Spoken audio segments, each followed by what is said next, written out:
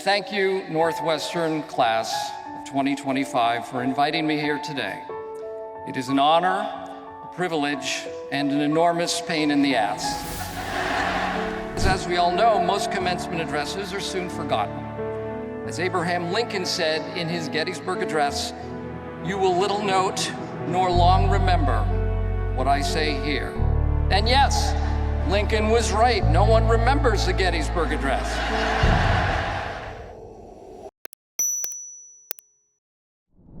My topic this morning is kindness. So please just shut up and listen. In the early 1800s, an Illinois farmer named Ezekiel Davis lent his milking cow to his neighbor Jedediah Ashcroft so that Jedediah's family could have milk to drink. Unfortunately, this was before pasteurization, and the family fell ill and died. This is a terribly sad story about human kindness. Unfortunately, it's not true. I invented it for dramatic effect. The point is this: I don't know what I'm talking about. Anything that I say here today is very likely conjecture, falsehoods, or simply made up. I did not attend Northwestern. I am not that smart nor gifted in any way. I am not an academic. My grasp of human knowledge is weak at best, and I don't talk good. But even with all of these intellectual setbacks, I understand the importance of kindness. I am kind, or at least that seems to be a common misconception about me. I'm sometimes referred to as a nice person, but let's face it, in Hollywood, you don't actually have to be nice to be considered nice. In clinical terms, I'm pretty nice. I am generally pleasant, and I try not to be mean. I don't often break the law. I will laugh at your dumb jokes. I enjoy puppies and ice cream. I regularly smile at other people, and I took time out of my busy schedule to be with you here today.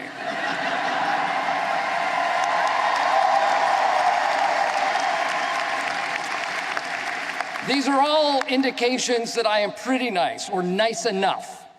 I embody a baseline human decency, which I believe should not be celebrated, but expected. Everyone should be, at very least, pretty nice. Here are a few tips to being pretty nice and/or kind. Nothing off the charts, no Nobel Prizes, no sainthoods, but good, solid human behavior. Donate your time or money to a worthy cause. That's an excellent starting point. People helping people, no-brainer. Return your shopping cart in the parking lot. Someone's got to do it. Why not you? Better yet, return yours and also return a stray cart that you didn't even use. That extra effort is next-level pretty kindness. An act like this will not only help others, but it will fill your heart and spread great joy throughout the parking lot. Humanity's parking lot. And remember to wash your hands, because some gross person probably touched that cart before you. Here's another example. Once at a McDonald's drive-thru, I pulled up to the takeout window and I said, "You see that car behind me? I want you to tell those folks to have a great day." And then I drove off, imagining the joy that I had just left behind. I would have loved to have seen their faces. This is called paying it forward. You can also be kind to yourself. Splurge on a fun trip, a dinner out, or a new item of clothing. Pamper yourself. This is called paying it backward. Remember, the kindness isn't a weakness. It is a very potent strength. Many famous, powerful people are also extremely kind. People like and then there's, my point is this: it's no more difficult to be mean Correction. My point is this. It's no more difficult to be kind than it is to be mean. Actually, I do know a famous, powerful person who is kind, a dear friend of mine, and a Northwestern alum, Stephen Colbert.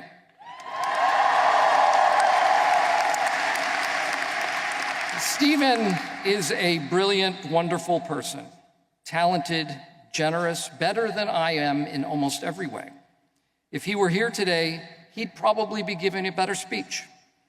He's an innovator, an icon, a family man, and a friend. He is so wonderful, in fact, that he makes me feel terrible about myself, and I hate him very, very much.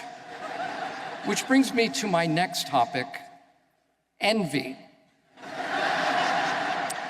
Envy is an enemy of kindness. Envy comes from ignorance and lack of belief in your own gifts. And frankly, what are you envious of? A facade that another human being, say Stephen Colbert, creates for themselves. Turn your jealousy into admiration and use it to fuel your ambition in a positive way. In all honesty, I am not jealous of Stephen Colbert. He is, in fact, a dear friend. And for a shell of a man, he is a great guy. Another stumbling block to kindness is the act of holding a grudge. We've all done it, and it's an easy trap to fall into. 18 years ago, I attended the Academy Awards for the first time. As I walked down the red carpet, I was nervous and anxious, and I felt terribly out of place. And then I stepped on the dress of a very famous actress, stopping her in her tracks. She turned around and was so mean to me that I held a grudge against her for 17 years. Just the mention of her name put me in a bad mood. Then, a year ago, we ran into each other again. And you know what? I was right the first time. She is horrible. So, I guess what I'm saying is that in 99% of cases, grudge holding is completely a waste of time, but the other 1% can be extremely satisfying and perfectly valid. The best way to see and understand another human being is to listen to them. To listen is to show respect. Graduate right there in the blue, right behind you. What were the last words I just said?